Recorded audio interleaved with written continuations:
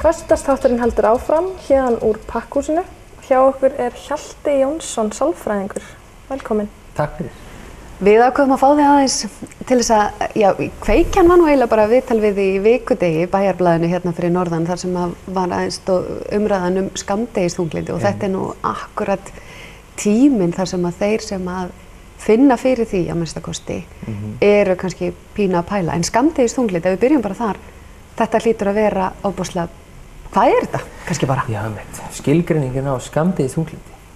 Sko það bara mjög stutt síðan skammdegisþunglyndi var flokkað sem sérstakur sjúkdómur. Þannig að það mjög stutt síðan það var. Og og það verið gerðar margar rannsóknir á algengi skammdegisþunglyndis og meðal annars íslenskar rannsóknir, tiltölulega nýlegar, sem sýna það í kringum milli 3 til 4% Íslendinga þjást af skammdegisþunglyndi. Og það er svona ákveðin misskilningur varðandi skammdegisþunglyndi. Það er ekki eins algengt eins og við höldum það sé. Eins og við segjum, 3 til 4% algengi á Íslandi og ef við erum skoðaðir sambærilega tölur eins og bara við austurströnd Bandaríkjanna og förum jafnvel bara 20 breiddargráðum sunnar, að þar er algengi 7%. Þannig að við sjáum að það er einhverja misfellur í þessu skilgreining á þessum sjúkdómum. Þannig að myrkrið sem við upplifum að sé kveikjan af þessu skammdegisþunglyndi er augljóslega ekki kveikjan ef þetta samanburðurinn. Nei, og svo eru líka aðra pælingar varðandi af hverju eru Íslendingar ekki eins þunglyndir í skammdeginu eins og nágrannar okkur á austurströnd Bandaríkjanna. Af hverju það er, og það uppi kenningar það að við erum náttúrulega búin að vera miklu lengur á Íslandi heldur en á austurströnd Bandaríkjanna. Já, augljóslega. Þannig að það er búið að eiga sér ákveðið bara náttúruval. Darwinu komið við sögu þarna. Bara mannkynni hér hafi bara þróað með þessu. Við erum búin að vera í þessum aðstæðum miklu lengur og þar landi þróa með okkur að geta lifað betur í þessum aðstæðum. Já, maður ímyndar sig kannski að fólk á norðurhéraðveraldar sé með meira þol fyrir myrkrinu, rétt eins og fólk sem býr í heitum löndum með meira þol fyrir sólinni eða eitthvað slíkt. Já, maður hefur sagt, samt oft umræðan akkurat öfugt. Það sé bara eitthvað sem sé ofboðslega erfitt og við séum bara þyngri hreinlega á norðurhvili. En það er kannski ekkert. Nei, allavega þessar tölur eru svolítið áhugaverðar og það veit ég að fara fram rannsóknar sem hafa verið skoðaðar. Já, það hefur verið skoðaðir þeir sem hafa flust frá Íslandi til Ameríku, sem sagt íslenskir frumbyggjar í Bandaríkjunum og skoðað skammdegisþunglyndi á þeim og þar kemur í ljós að einungis 1% af þeim íbúum sem eru staddir á Íslendingaslóðanum upplifa skammdegisþunglyndi sem eru íslenskum uppruna. Það er alveg magnað. Það er ótrúlega magnað. Þannig að það sé hugsanlega eitthvað innbyggt að einhverju leyti í þessari þróun bara hreinlega mannkynið sér. Já, sennilega bara genetist eitthvað. Það er alveg magnað. En þegar við tölum það gefur allan ákveðna hugmyndir, en við skulum ekki vera með við skulum ekki slá þessu. Nei, einmitt. Þá ringi Kári Stefánsson í mig bara. Já. En engu að síður, þegar við tölum skammdegisþunglyndi, þá ímynda ég mér að við séum ekkert öll að tala saman hlutin. Sumir eru kannski einfaldlega þunglyndi er náttúrulega ofboðslega ég veit ekki hvernig að orða það, en það er náttúrulega ákveðin tegund kannski bara af sjúkdómi. Og er bara tegund af sjúkdómi. Já, er bara tegund af sjúkdómi. Þunglyndi er sjúkdómur.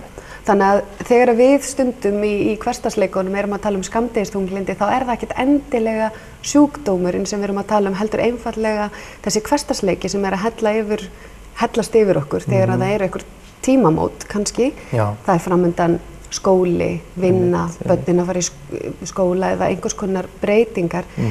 En það er líka þetta sem er ekki sjúkdómurinn, heldur bara þessi almenni kannski aukni kvíði og álag. Já, það er þessi tímamót og það er skemmtileg tilviljun að skólarnir hefjast á haustin, það er alltaf breytast á haustin og sólin er að lækka lofti, þannig að það er ákveðið samhengi þar á milli.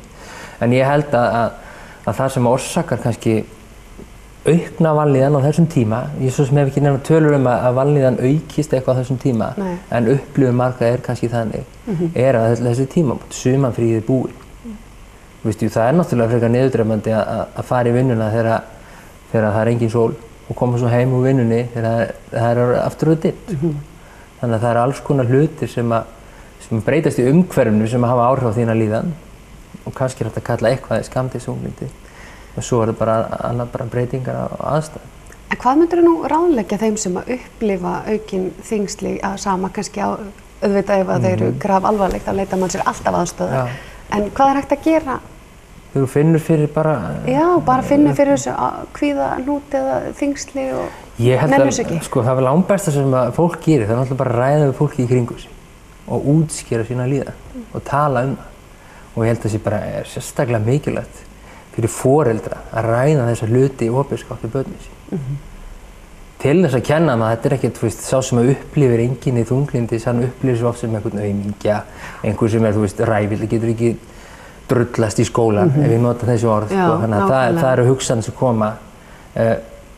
Að foreldrar séu búin að uppfræða börnin sín að þetta tengist ekki aumingjaskap, heldur séu þetta einmitt einkenni þunglindis sem skilgreindur sjúkdómur, sem til lækning við.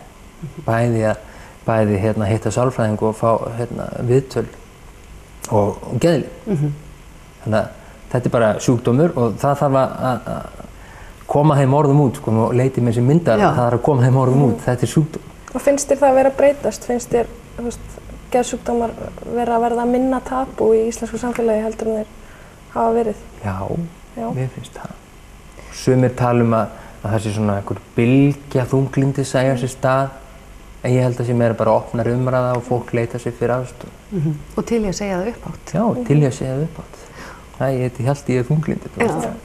En þetta er líka eitthvað sem hefur stundum verið rætt að sé svolítið munur á kynjónum. Já. Að karlmennirnir séu svolítið lokari. Já, það er svona staðalímyndin að kallar eru lokaðir og fara áfram á hnefanum og konurnar opna sig frekar. Ég held alveg að það sé eitthvað til í því og þess þá heldur það ennþá mikilvægt að tala við strákarna okkar, litlu, börnin okkar, drengina, að það sé allt í lagi að ræða tilfinningar sinnar. Og ég held að með tilfinningalæsi ungs fólk sé ekkert rosalega gott.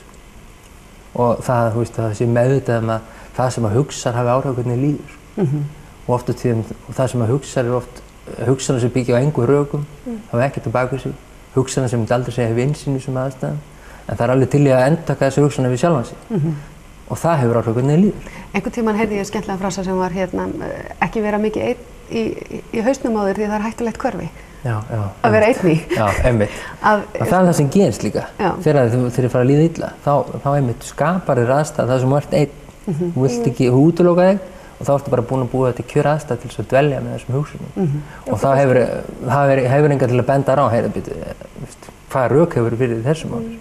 Er það ekki líka bara oft þannig að þegar fólk kemur orðum að hugsunum eða tilfinningu þá leysist það oft, leysa þau það oft sjálf? Það var það fyrsta sem maður þarf að gera er að koma orðum að hugsunum og koma hugsunum kannski aðeins frá sér. Setja hennar á blað og sérðu hugsunum og getur aðeins unnið með hennar. Og ef þú getur eitt trúverleika hugsunar, þá getur þú minkað líkurnar á því að hugsun hafi áhrif hvernig líður. Já, svona kannski gera greinamun á hugsun og staðreind. Já, einmitt, hugsun og staðreind og líka bara gera greinamun á hugsunum og tilfinningu. Já, það er oft eitthvað sem þarf að kenna krökkum og ungu fólki. En strákar, geta þeir ekki líka bara, við erum, ég held að við konur séum dálítið af margar allavega, voða duglegar að setjast niður og fara yfir það hvað er í gangi og hvernig okkur líður og þetta er búið að vera svona og hinsegin. En oft er allavega hugmyndin hópinn hjá strákunum að þetta sé ekki beint svona umræðefni sé ekki bara, veistu, óskaplega var ég eitthvað kvíðin fyrir að fara í vinnuna í morgun, mér langaði nú bara að setja sængin yfir hausinu og snúsa bara og gefa skítið og vera bara veikur. Ég hitti reyndar alltaf fleiri og fleiri strákar sem að lýsa þessu og ég er að berjast við þetta alveg mikið við stelpur. Já, það efast ég ekki, en þetta er bara opna umræðu. Já, alveg, og það er það sem að sálfræðingar að gera, þeir eru ekki bara að vinna inn á stofunni sinni, heldur þeir eru að koma fram og það þarf að fræða. Það er eitthvað gott að gerast í samfélaginu hvað þetta var. Þetta er mikil breyting undanfarin ár. Gríðarleg breyting. Alveg rosaleg og svo frábær. Þess vegna er mitt á maður að tala um þetta líka í fjölmiðlum því að það er svolítið gott stundum þegar maður heyrir að þetta er. Algjörlega. Og jafnvel í léttum föstudagsþætti. Hvað er nú léttara umræðefni en smá dass á skammdegisþunglyndi á föstudegi? Þetta er bara partur af lífinu. Þetta er partur af lífinu, nákvæmlega. Bara virkilega gott að fá því í heimsókn. Og ég held að við bara með þessu förum og höldum áfram hérna eftir augnablik. Skiljum eftir þessa hressandi föstudagshugsanir.